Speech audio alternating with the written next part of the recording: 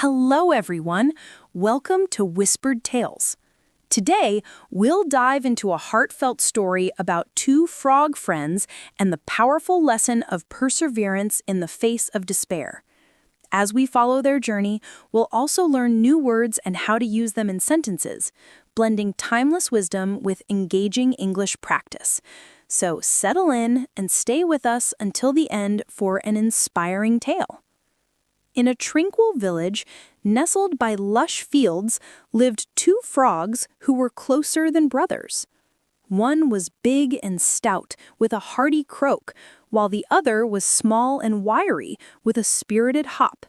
Despite their differences, their bond was unbreakable, and they spent their days exploring the world together, hopping through meadows and splashing in puddles.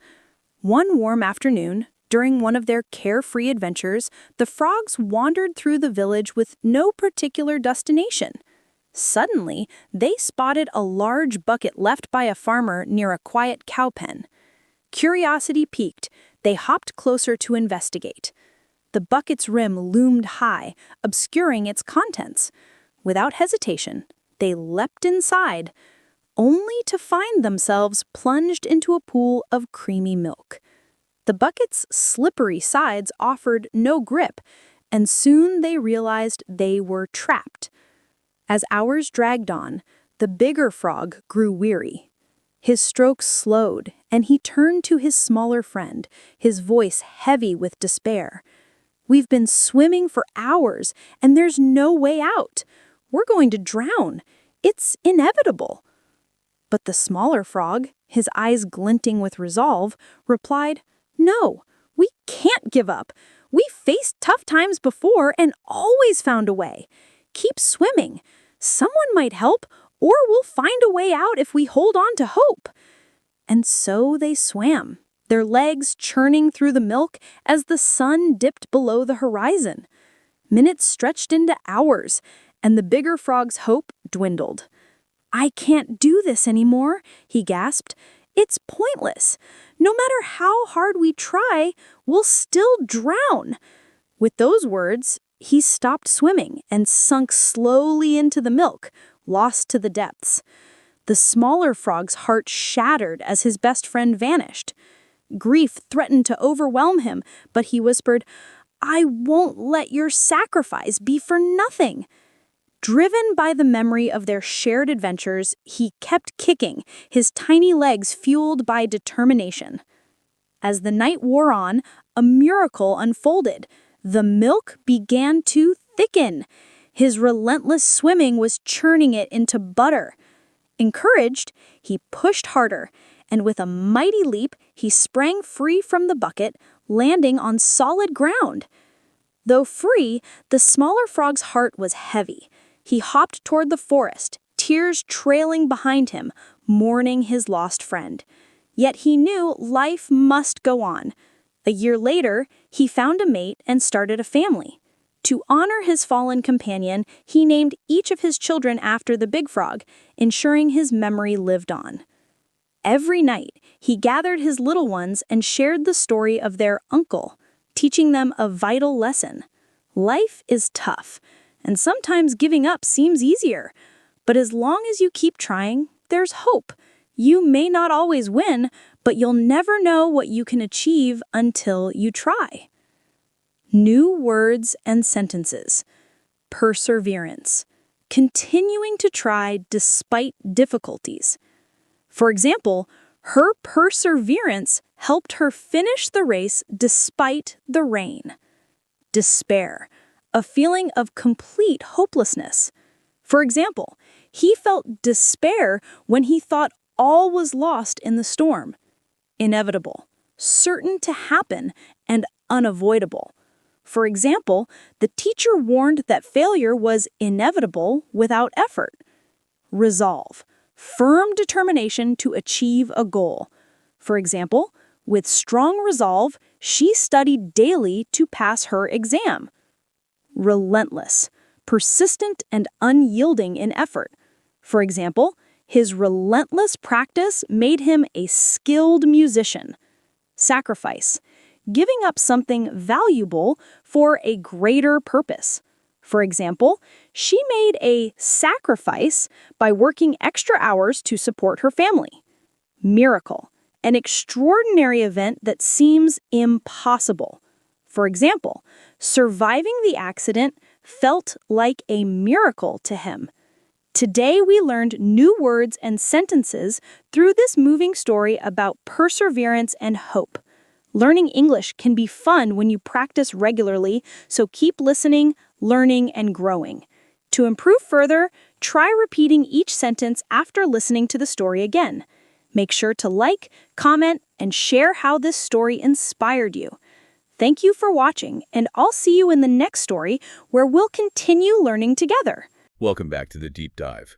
Today, we're tackling something maybe a little unusual for us. Our source is this inspirational story, The Frog's Tale of Perseverance and Hope. It's often used, I gather, as an English practice lesson. That's right, but don't let that fool you. It's actually quite profound. What's really effective about material like this is how it uses a very simple, almost primal narrative, easy to remember to teach pretty deep concepts. Concepts like hope, determination. Exactly. It connects these big abstract ideas like giving up versus fighting on to something really physical and immediate. Two frogs stuck in a bucket of milk. It makes the idea stick because, well, the stakes are crystal clear. Okay, right. So our mission today is, let's say, to look past the language learning frame. We want to do a proper deep dive, pull out the core wisdom about hope and trying, and really look at how specific word choices build that message. Yeah, the vocabulary is key. It basically builds the psychological framework of the story. All right, let's unpack the beginning then, the setup. We've got our main characters, these two frog friends. They live near some lush fields. One's described as big and stout with a hearty croak. Sort of the picture of stability, maybe. Mm-hmm.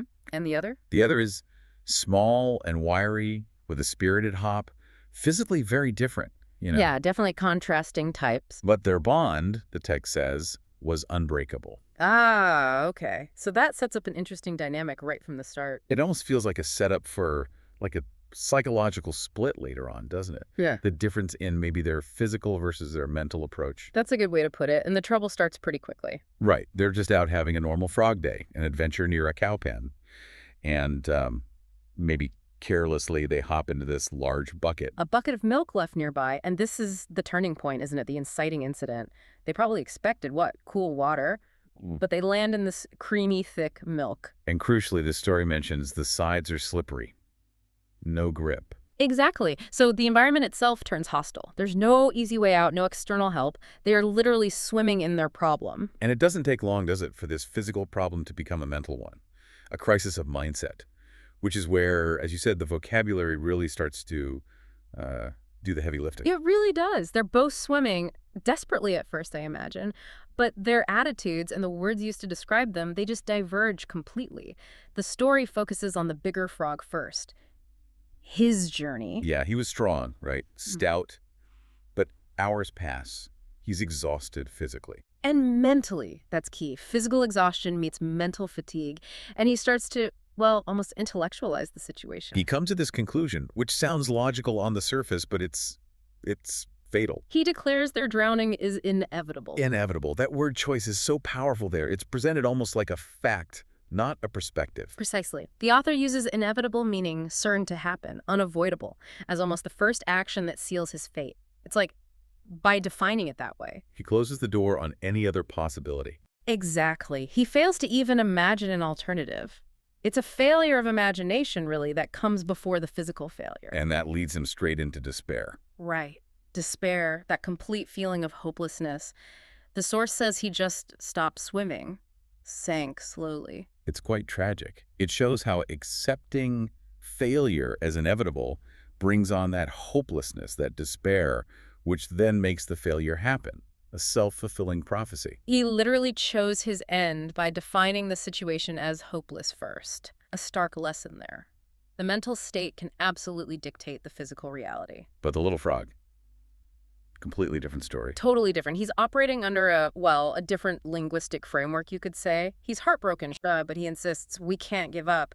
We have to find a way. And the word used for him, his eyes glinted with resolve. Resolve. If the big frog had the certainty of inevitable, the small frog has the certainty of resolve. That firm determination to get something done. It's a fantastic contrast. It really frames the core conflict, doesn't it? Despair versus resolve. Absolutely. And that resolve immediately fuels his actions, which are defined by another key term, perseverance. Perseverance. Continuing to try despite difficulties. It's the direct opposite of the bigger frog's choice. Right. He refuses to accept the conditions, the slippery bucket, the thick milk as the final word. He's going to keep trying something. Okay, let's talk about the trying itself, the effort. Because this is where the story gets, well, quite insightful. He's heartbroken, his friend is gone, but he keeps kicking. Driven by memory, perhaps? And his effort is called relentless. Relentless, persistent, and unyielding. Why that word, do you think? Not just determined or persistent. Good question. Does relentless imply something almost automatic, like less thinking, just pure physical continuation? I think that's a key part of it. Relentless suggests this continuous, almost blind action. Determination can be strategic, right? You can pause, think, adjust. But relentless action here feels like it's just sustained, nonstop. The little frog didn't stop to figure out how to beat the milk problem. He just kept acting based on his resolve. Keep kicking. And that continuous action, it starts to affect the environment itself. Yes. This is the fascinating part. If he'd stopped, if he'd paused to despair or even just strategize for too long, he would have sunk too. But the relentless kicking, just the sheer physical motion of his tiny legs, it starts to physically change the milk around him. And this leads to the miracle. The story explicitly calls it that. An extraordinary event that seems impossible. Because all that churning. He's churning butter. He's not just treading water anymore. The constant motion thickens the cream. He literally churns the problem into the solution. The liquid milk transforms into solid butter. That's the real insight, isn't it? The effort applied to the obstacle actually created the escape route, a solid platform to jump from. It's huge. It speaks volumes about, practical application in our own lives, maybe. Yeah. Often we're stuck waiting for some external fix, some new information. Yeah, wait for someone to lower a rope into the bucket. Right. But this story suggests that sometimes just the act of sustained effort, even when it feels completely pointless, can physically change the situation you're fighting. He created the platform he needed through his own relentless kicking. And he springs free. He makes it. He does. Onto solid ground. But the story doesn't just end there on a triumphant note. It emphasizes the cost. He's heavy-hearted, mourning his friend. And interestingly, the source refers to the big frog's death as a sacrifice. Now, wait a minute. That word feels generous? How so? Well, sacrifice implies giving up something valuable for a greater purpose, doesn't it? He didn't choose to die for his friend. He just gave up out of despair. Yeah. It wasn't really a tactical sacrifice. That's a really sharp point, and you're right. Based on the strict definition at the moment of death, it doesn't quite fit his action. But maybe we need to think about the author's intent, or how the survivor perceives it. So from the small frog's perspective. Possibly. In retrospect, the friend's choice to give up and the tragic result provided the ultimate terrible proof. Giving up was the fatal mistake. His friend's fate became the lesson. So the memory of that loss, that sacrifice, becomes the foundation for the survivor's teaching later on. It's a sacrifice by consequence, not by intention. That's a great way to frame it. It defined the lesson of hope for the one who lived. It wasn't wasted in that sense. Okay, that reframes it significantly. And that sacrifice, as you say, wasn't forgotten. The story then jumps ahead a year. The survivor honors his friend. How does he do that? And he names all his children after the big frog. Wow. So his memory lives on explicitly as part of the family history. A cautionary tale, maybe, but also foundational. Exactly. And every night, the survivor gathers his kids, tells them the story of their uncle, and shares the lesson he learned. It's a really effective way to pass on that hard-won wisdom, generation to generation. And the lesson itself is stated pretty directly, bringing all that vocabulary together. Can you remind us? It's something like, life is tough, yeah. And sometimes giving up seems easier. But as long as you keep trying, there's hope. You might not always win, sure, but you'll never know what you could achieve unless you actually try.